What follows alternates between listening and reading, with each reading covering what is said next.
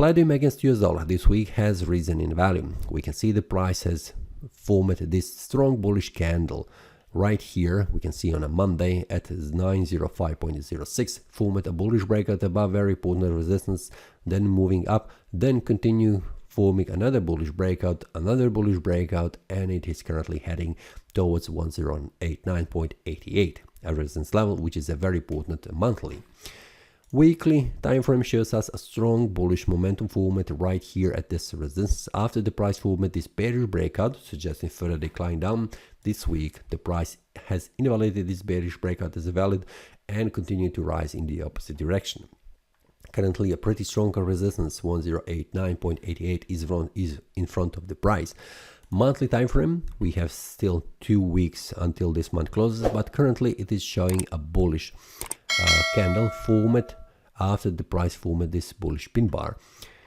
Well, will the price stay above, which is a very important level, is 968.86. It is around this one, which is a very important support level for the price in order to continue to be under bullish momentum. But we can see on the monthly time frame, 1089.88 is a very important resistance that needs to be broken in order to continue to rise in value, and the price could not make that for a very long time. We can see wicks here formed for several months. Now, weekly also shows a very important resistance. We can see how the price has behaved, so it is expected that the price will bounce from this resistance level.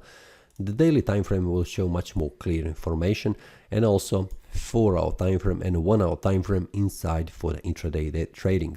For the daily time frame, we can see that price is very close to the very important resistance level, 1089.88. I am expecting that the price will reach this one and then retrace back down. If we go in the past, we can see how the price behaves. Reaches this resistance, go a little bit above, and then fell down.